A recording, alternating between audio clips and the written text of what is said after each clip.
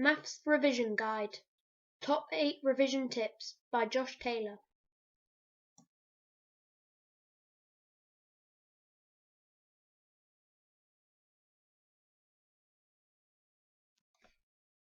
Long division. Right, the first thing you do for the first question is you go, how many 4s go into 9? So you go 4, 8, 12. Well, 12 is too many, so it's only 8. And 8 is 2 4s, so you put the 2 above the 9. Then you do 9 minus 8 equals 1. So you put the 1 underneath the 8. Then you bring the second digit down to the 5. Next, you put it next to the answer, which you got from the last one, which was 1. Then you go, how many 4s go into 15? 4, 8, 12, 16. Well, 16 is too many, so it's 12. And 12 is 3 4s, so 3. And you put the 3 underneath the last digit. And so then you do 15 minus 12, which is 3. Then you bring the second digit down, the third digit down even, which was the 6. And then you do, how many 4s go into 6? 4, 8, 12, 16, 20, 24, 28, 32, 36. Well, there you go, they're done. You got 9 4s, which is 36. You put the 9 above the 6 for the answer, and the answers, you end up with 0. So the answer is 239. Pause the video now and have a go at doing the others, and I'll show you the answers after you've done them.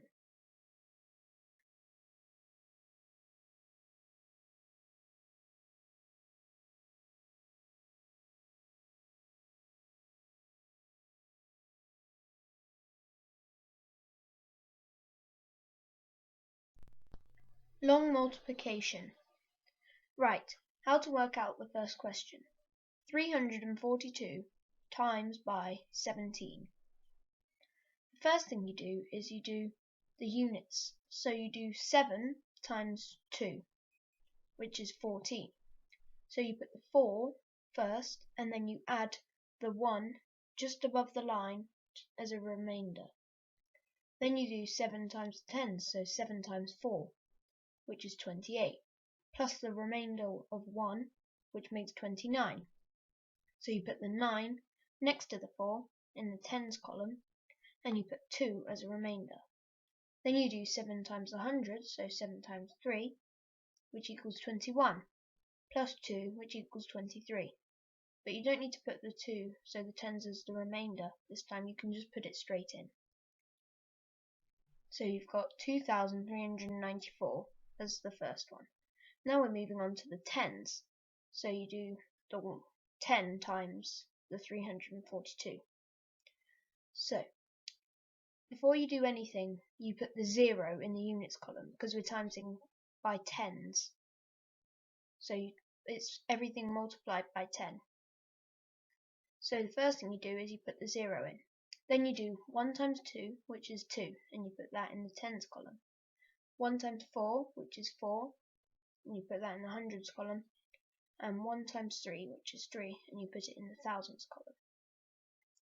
Then you add everything together, like normal column addition. So 4 plus 0 is 4, 9 plus 12 is 11, 3 plus 4 is 7, plus the 1 remainder, which is 8, and 2 plus 3, which is 5. So your answer is 5,814.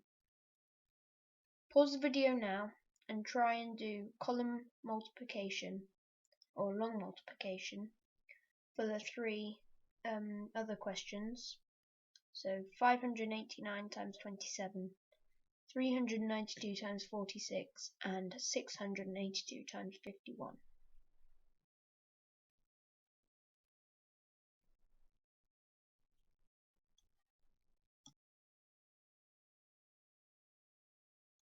Like I explained in the first part, if you're multiplying by the tens, you need to put a 0 in the units column. But what if it's in the hundreds? For example, 567 times 124, and you are multiplying the 100 in 124 by 567. You need to put 2 zeros, one in the units column and one in the tens column, just to show you're multiplying by 100. Well, otherwise it would just look like you're multiplying by the same as the tens.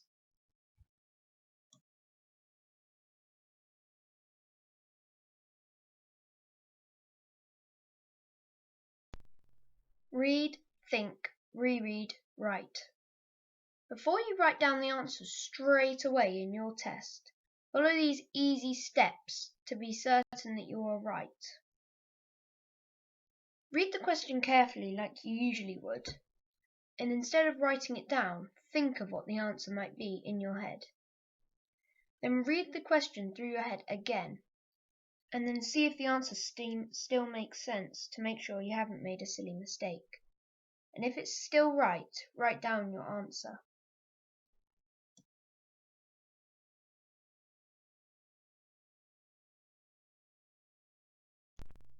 Workings and marks. Always remember to show your workings on questions, especially if it says show your workings.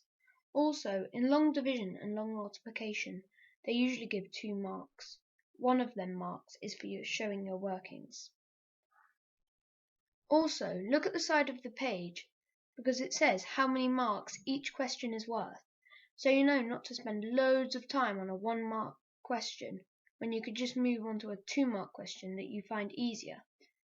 And if you get time at the end, you can also come back and do that 1-mark question.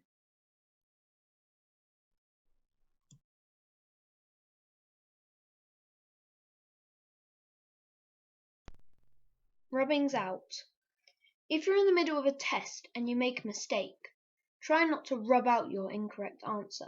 Just put a neat line through it, because the marker will see that you've got the right answer and knows how you can do it. And if it's a 2-mark question, they might give you 1 mark because you got the right answer, but you crossed it out.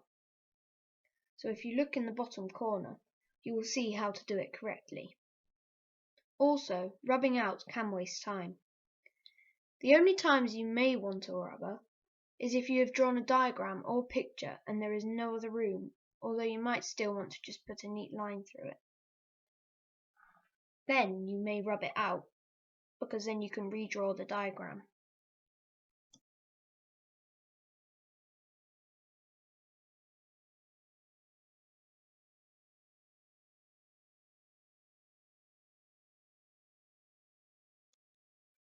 Paying attention and units.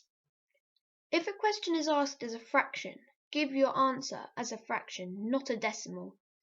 For example, 1/4 plus 1/4 equals a half, not 0.5.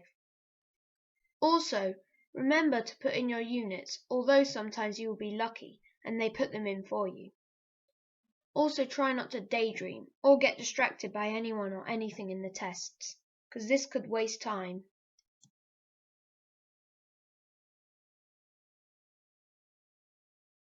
Past test papers.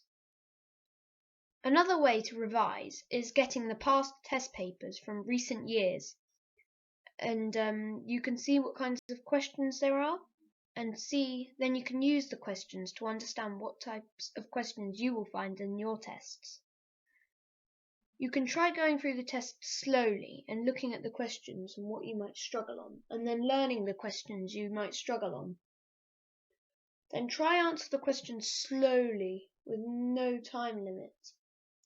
Then, when you are confident with all the questions, time yourself going through the whole test and try and do it in the certain time limit that it says on the front page.